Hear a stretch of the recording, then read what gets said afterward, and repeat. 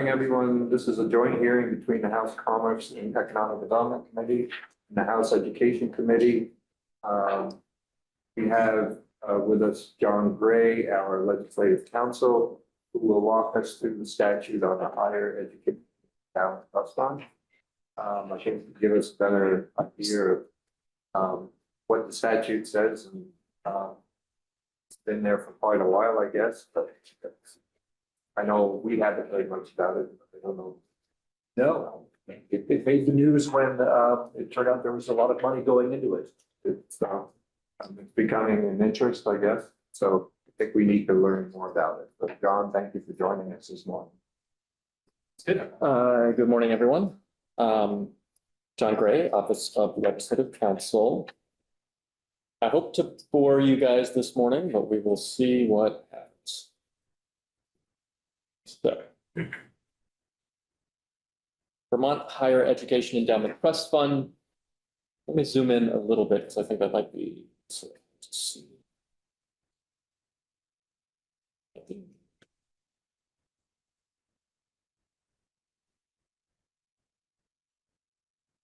Right, that may be as good as it gets. We're in Title 16, and we're looking at Section 2885, the Vermont Higher Education Endowment Trust Fund. And we can think about, I think it's going to be relatively simple, but just to organize the subsections we're going to go through, we can talk about what's in the fund, so what money is going into this fund. We're going to talk about the trust aspect of it to the extent that you can build out any sort of intuitive sense of what a trust fund is within it. That's going to be management of assets by the treasurer. We're going to talk about the annual equal allocations of up to 5% of assets. It's sort of the kind of core function. There's also a permissive allocation on a yearly basis based on an annual determination of up to 2% of assets. And that would be used for permanent endowments as against the 5%, which is made available for non-loan financial aid. So things like grants, scholarships, and the like. Some technical aspects, carrying forward funds year to year, and then some reporting provisions. So an annual financial report from the treasurer and an impact report from the beneficiaries of the trust fund itself. So just going to walk through fairly slowly, but happy to answer questions as we go. Subsection A creates, it's establishing the trust fund in the office of the state treasurer. So this is managed by the treasurer's office, and it comprises a set of different funds. So appropriations made by the General Assembly. I'm going to jump to 3 and then I'll come back to 2 because 2 is the most complicated. Contributions from any other sources, so just general catch-all, right? But 2, and I think this is the piece where folks saw an influx of money into the fund and why this has generated some interest. In any fiscal year in which a general fund surplus exists and general fund stabilization reserve is funded to its required statutory level. So that's just, have you filled out these? Do you have a surplus and have you filled out the reserve as statutorily required? Then we ask, did the funds raised by the estate tax, were they more than 125% of the amount projected by the emergency board in the July annual forecast? So each year, as you know, there are revenue forecasts, January, July.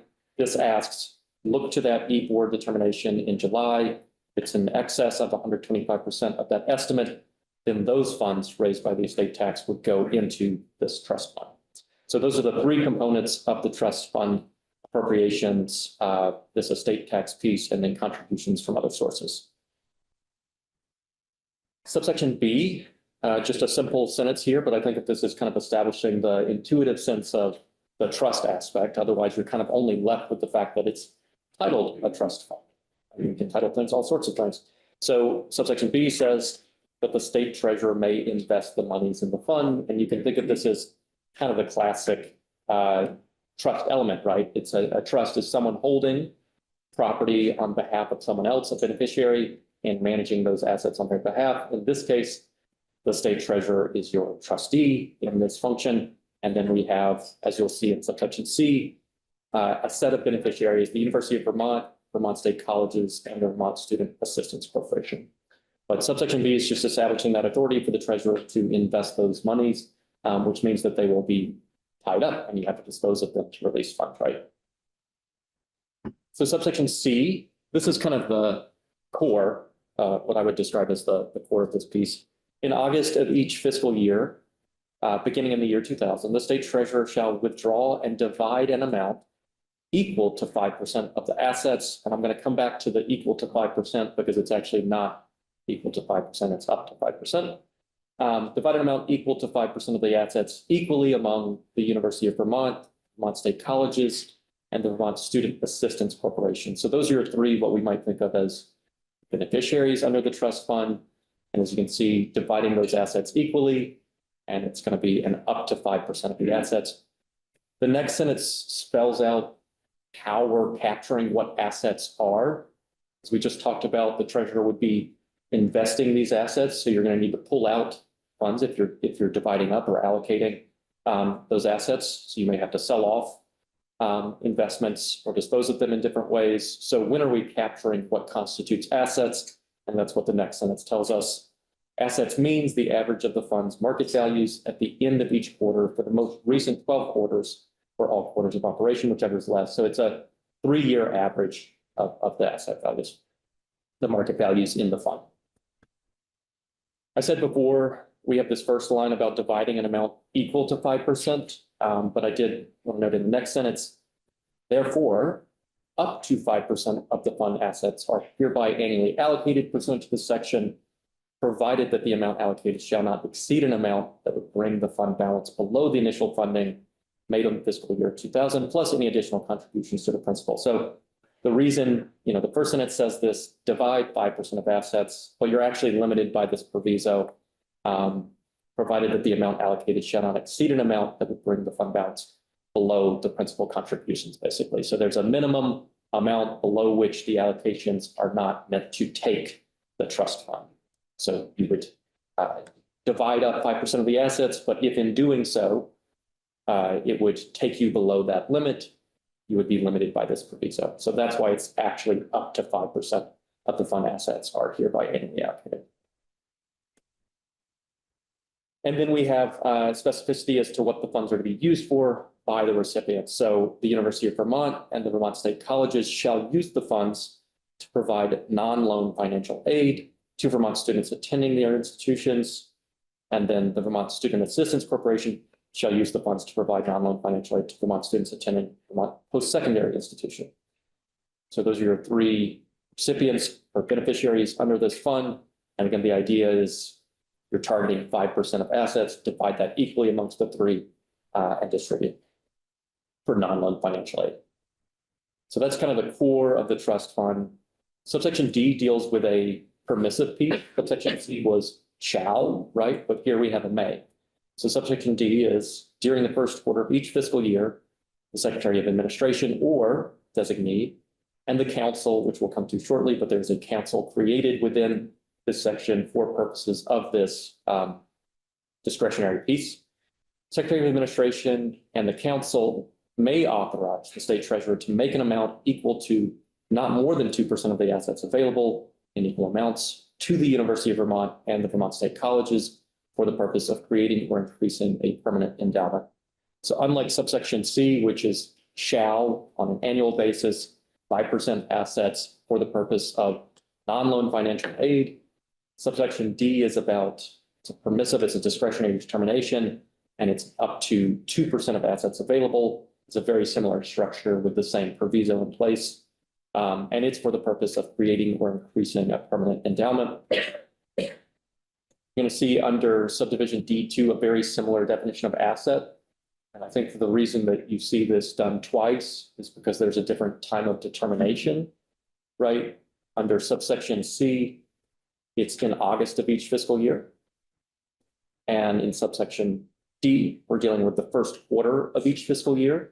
And so the assets that would reflect a 12-month rolling average would be done at a different time of determination.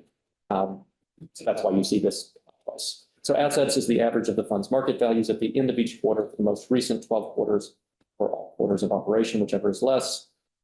Up to 2% of the fund assets are annually allocated pursuant to the section, provided that the amount allocated shall not exceed an amount that would bring the fund balance below that contributions to principal. 1/2 of the amount allocated shall be available to the University of Vermont, and 1/2 shall be available to the Vermont State Colleges. And I do want to pause on this usage of the phrase shall be available. That is an intentional choice of words, as I take it, because the next sentence spells out that even if they are available, those entities may not fully access the full amount that they have. University of Vermont and the Vermont State Colleges may withdraw funds upon certification by the withdrawing institution to the Commissioner of Finance and Management that it has received private donations that are double the amount it plans to withdraw. So there's a condition that each of the institutions would need to meet to be able to withdraw those equal amounts that are made available to each institution. So a quick question, are these additive? So in other words, if there's enough money available, it could be as much as 7% coming out with 5. Yes, you're saying between C and D, that's right. And they're taken at different times. So even the percentage that you'd be determining of what the assets are would be a different amount. Subsection E, this is just your financial reporting piece.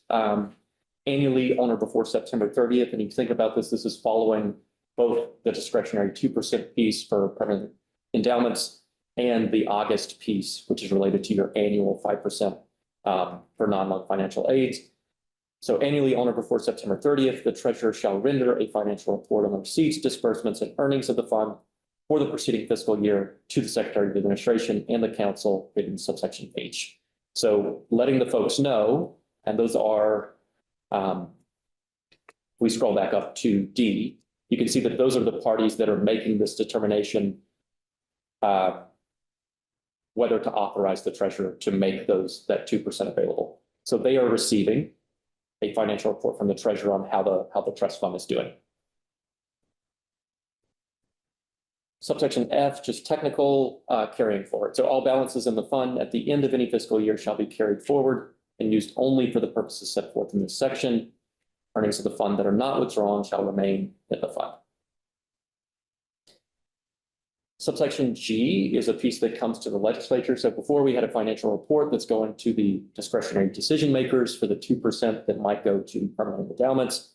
Here you have a kind of impact report that's coming to the legislature. So each of the beneficiaries, the University of Vermont, Vermont State Colleges, and the Vermont Student Assistance Corporation shall review expenditures made from the fund and evaluate the impact of the expenditures on higher education in Vermont and report this information to the House and Senate Committees on Education each year in January.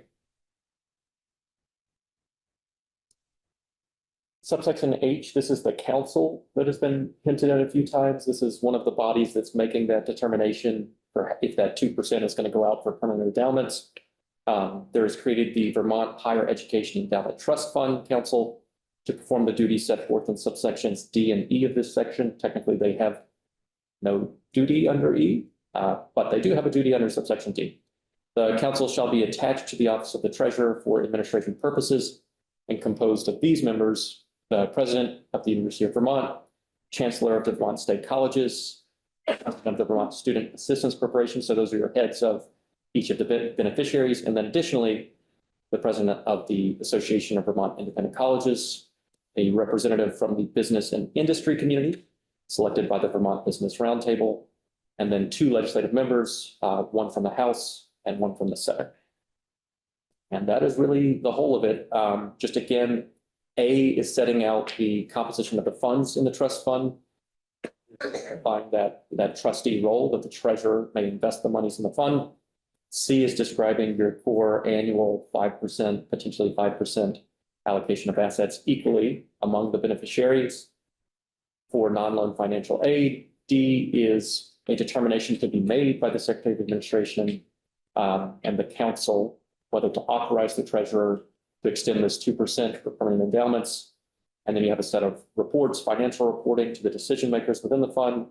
And then you have an impact report to the legislature. Happy to take any questions folks might have. Can I ask you questions about the report, or is that? I don't know about that. Yeah, I'm sorry. So this correct me if I'm wrong, this is just very tightly defined as to the use of the money. It is prescriptive as to the, right, we can see in subsection C, for instance, so just to back up a little bit, right, the trustee is managing the funds on behalf of the beneficiaries. They can't use it for their purposes, it's for the purposes of the beneficiaries. And then the funds that are used by the beneficiaries have prescriptive uses. And what we see is under C to be used for non-loan financial aid, and then under D for the purpose of creating or increasing a permanent endowment. And then I think there's a line here, yes, all balances to be carried forward and used only for the purposes set forth in the section. So it is, yes, it is clear as to what the purposes of these are. And do you know any of its history? Let's say recent history? Like, I do not. Okay. I'm happy to look into that if that'd be helpful to you guys. how much it is and how much it's been passing off and sort of its recent large change here. Yeah, I mean, I think this is a version of Rep. Branning's question. I mean, we can, look through reports and see. I think folks know that the recent press is what's happening with the estate tax, which is, of course, affecting the sums that are in there. And I see that Representative Cooper has his hand raised. Thank you, John. I think this is a pretty brief question. At one point, it's the treasurer is directed to make disbursements. Is the treasurer allowed to not, or is the directing of the treasurer to do something making the treasurer do something? That is making the treasurer do something. I think the simple answer to your question I think the easiest way to get at this is the difference between C and D, right? D is dependent on an authorization from the Secretary of Administration and the Council that they can authorize this, but it is a direction to the, as I understand it, it's a direction to the treasurer to do so. Like in C, we can see the first line, in August of each fiscal year, the state treasurer shall withdraw and divide, right? It's a outright direction to the treasurer.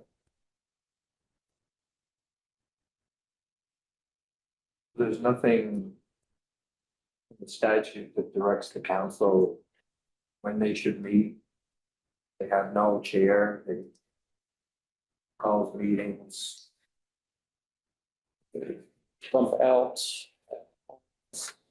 not within the trust fund statute itself. And just looking through the remainder of this chapter.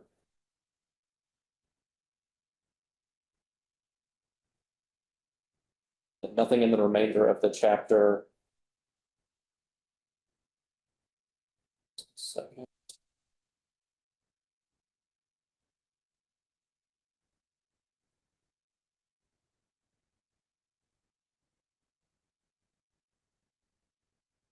Yeah, the only statute in which the council is even referenced is this trust fund. So the extent of direction within the green books on the council is what we see in subsection H, which is just creation of the council attached to the office of the treasurer for administration purposes. Does that give the treasurer the authority to call a meeting? It's not clear, is what I would. I mean, we can say that the treasurer is the entity that is instructed to run and manage the trust fund, right? So it would be intuitive that it would be the treasurer doing that, but there's nothing here to say that that is the case. But I think, in subsection A, established in the office of the state treasurer to invest the monies in the fund. It's clear that the management, of the fund itself is through the treasurer's office. And even the council itself, as you can see, is attached to the office of the treasurer. So I think intuitively that's the answer, but if you're asking for, is there a clear statutory directive? There is not. And so again, the responsibility of the council is really to oversee the fund, not to oversee the allocation of the money. Because the 5% is clearly defined how the money is to be allocated. I think of the council's responsibility as participating in the determination as to whether or not to authorize the 2% for the permanent endowment. Otherwise, it's the state treasurer withdrawing and dividing these amounts. It may be that practically the treasurer's office leverages the council in different ways than contemplated by the state, right? They're utilizing it to assist in decision-making, but here you are just reading the statute and saying, what is the council's role? Really, the extent of their role is this. Letter D.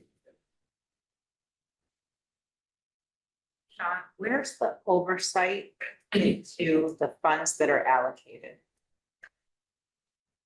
Like, whose job is it to make sure that the funds that are allocated are used for the purpose for which they are? Yeah, I think that's part of why you have reports back on like the impact in the pieces. But if you're just asking who is tracking, it's the treasurer's office that's tracking the funds themselves. Back to my question. Yeah. I think the reports will be helpful. And I'm sorry that I am not able to speak to them right. Just with letter D, it leaves sort of the Secretary of Administration and the council. They may authorize treasurer to make a 2% allocation. What's the sort of division of, or how do you divide up? Is it a 50-50 council and Secretary of Administration, or is the Secretary of Administration just part of the council and it's a majority vote? Oh, in terms of the division of Power? I honestly don't know. I don't know. It's not clear here. Yeah. I think it would be natural to think that, but I'm sorry. I don't know.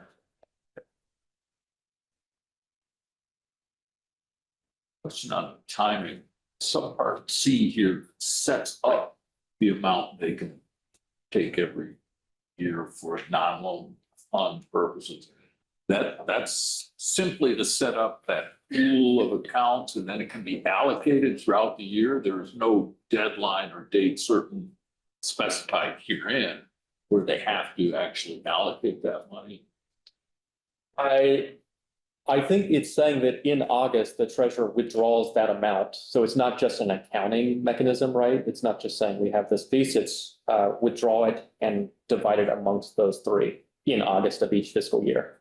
I think that I'm a little worried at my inability to answer the practical that keep coming up, and would offer that talking to the treasurer's office would be helpful to understand how they actually practically implement this. But I take this to be that in August, the state treasurer shall withdraw and divide that amount equally amongst them. So happening at that time, as I understand it. It just seems to me that August isn't the ideal time to find out what your full financial aid package is. Semester returns the next month. Sure. The proposition and the budget of utilizing $15 million of the fund. We created a trust fund. But because we're using tax dollars to fund the trust fund, I'm assuming that the legislature could utilize notwithstanding language in order to move those monies out.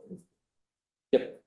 That is my perspective. You could not withstand the language and allocate it elsewhere. You could even think of it even more like you could characterize it as, oh, we notwithstand because there's an outright conflict, right? You're taking money from a fund for this purpose. You can even think of it more simply. There's not even an inconsistency in purpose between taking money out and the way that the statute works. The way that the statute works is up to 5% of the assets available. If you remove money, you're just affecting the amount of assets available. So just to say that it's even further away from what people might deem, I guess, questionable. But of course, the legislature has the authority under the Constitution to change the laws as they see fit. We do encounter in some other context running up against issues like in the pensions world. Sometimes you have to deal with existing contracts out there, but I don't see that same risk in this place. If this is a line of inquiry folks want to go down, I can dive deeper into potential concerns there, but my perspective is, yes, the legislature has the authority to notwithstand. And I would just note that we regularly in the budget, notwithstand the Vermont Housing and Conservation Trust Fund application, works slightly differently there, but there's a notwithstanding of, and its property transfer tax revenues go to the Vermont Housing and Conservation Trust Fund. And then I've seen in the budget for a few years that we take a certain percentage that's been deposited into that trust fund and move it to the general fund. Can't speak to the other flows of money within the budget to say whether they offset that, but just noting that the usage of notwithstanding language with a trust fund is something that the legislature has done many times in the budget.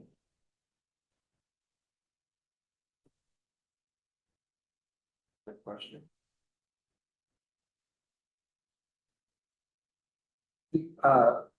I'll keep you posted, but I think we might get some flexibility perhaps tomorrow. We might bring you some in the treasurer's office. We just get a sense of what the fund is and how it's operating. That's probably a good idea, better understand how it all functions. Yeah, and they will definitely have better answers to practical flows and the like. If you do have specific legal concerns or the like that you would like me to dive into, I'm happy to look for pieces, but I did hope to be boring this morning and I hope that I was. Conflict of vision. Thank you, John. Success. Thank you. Well, I think if there's no other questions, then I think this finishes up hearing and go back to our respective cubicles and continue our discussions on other things. But appreciate where you from. Yeah, thank you.